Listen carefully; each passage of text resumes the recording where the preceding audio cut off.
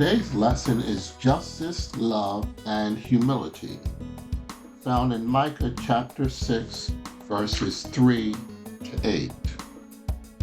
Light on the Word. In the ancient Near East, many cultures practiced human sacrifice.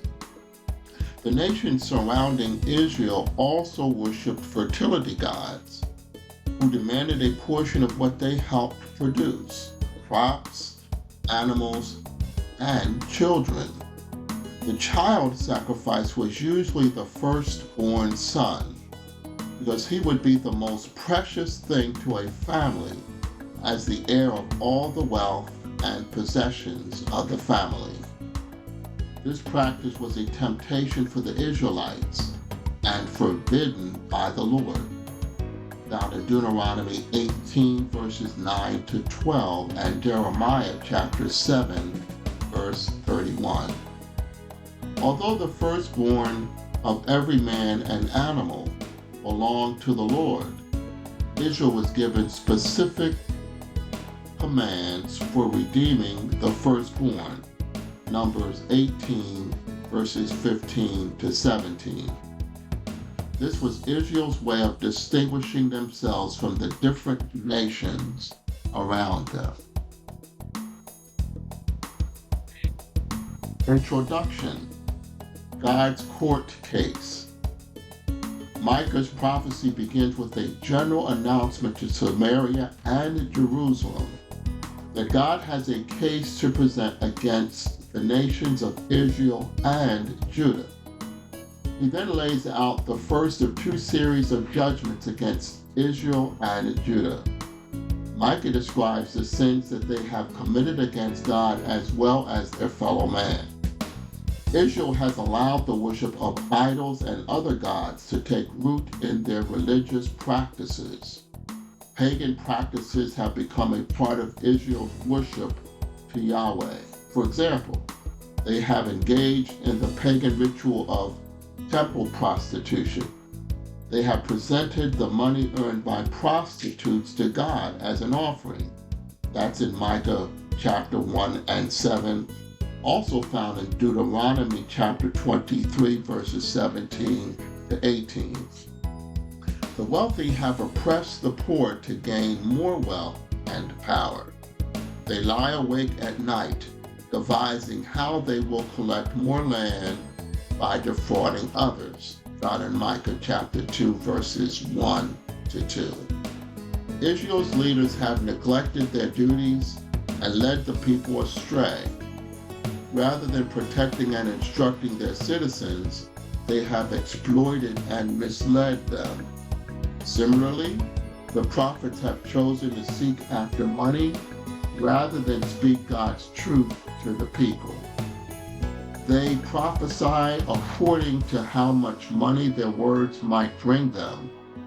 Israel's leaders are not directed by God. Their actions are driven by greed and ambition. That's in Micah chapter 3 verse 11. Micah's first series of judgments is followed by a hopeful look to a distant future when Israel will be restored. God will eventually redeem his exiled people once again. He will lift Israel up above all other nations. It is against this backdrop that Micah's second series of judgments begins in chapter 6. The second series of judgments also concerns the issue of social justice in Israel. Brought to you by Pastor Everett Riley and Evangelist Sharon Riley. Justice, love, and humility. Micah 6:3-8. Isaiah 1:17. Learn to do well. Seek judgment, relieve the oppressed, judge the fatherless, plead for the widow. James 4:10. Humble yourselves in the sight of the Lord, and he shall lift you up. 3. O my people, what have I done unto thee? And wherein have I wearied thee? Testify against me.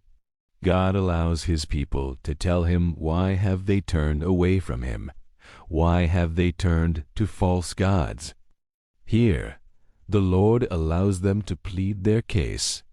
God gives them an opportunity to testify. God asks, what has he done to make them turn away from him? 4. For I brought thee up out of the land of Egypt, and redeemed thee out of the house of servants. And I sent before thee Moses, Aaron, and Miriam. God has redeemed them from slavery.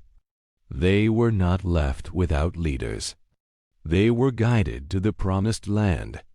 He sent Moses, Aaron, and Miriam. 5. O my people, remember now what Balak king of Moab consulted, and what Balaam the son of Beer answered him from Shittim unto Gilgal, that ye may know the righteousness of the Lord. The Lord brings up Balak the king of Moab and Balaam the prophet. Numbers 22 to 1 to 6. Numbers 22 22 to 30. Numbers 22 31 to 35. Balak feared the Israelites coming out of Egypt, so he hired Balaam to pronounce a curse on them. The Lord causes a donkey to speak to Balaam and stop him from going any further. This opened Balaam's eyes to an angel of the Lord in the middle of the road, who told him not to follow through with the king's orders. The Lord here shows them that even when their enemies try to curse them, God fulfilled his promise, and they were blessed instead. 6. Wherewith shall I come before the Lord, and bow myself before the high God? Shall I come before him with burnt offerings, with calves of a year old? The people of Judah acknowledge the royal and lofty nature of God and realize that the King of Kings is worthy to receive their obedience. Because of greed of the religious and political leadership, they have not paid God the respect and honor he deserves. Judah knew they should not have been engaging in the sacrifices. Micah establishes a courtroom setting in which the Lord is the accuser who charges, Israel the accused with social and religious injustice. 7. Judah continues an arrogant defense of the crimes by sarcastically asking what the Lord requires. They are not aware repentance needs to occur. This passage also alludes to God delivering the first form of the Hebrews' children from the angels of death during Israel's enslavement in Egypt. Exodus 12. This giving of the firstborn also refers to human sacrifice practice in Judah under King Ahaz and Manasseh.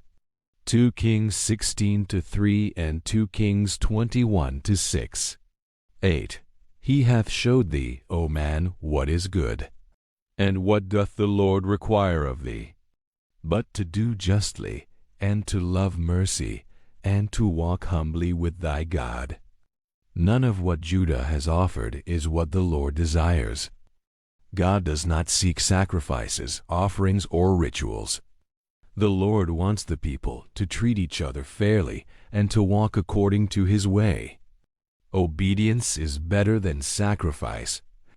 1 Samuel 15:22. God bless you. May God bless you. I hope you enjoyed our Sunday school lesson on today. My name is Evangelist Sharon Riley, and also our pastor, Everett Riley. May God bless you and have a wonderful day.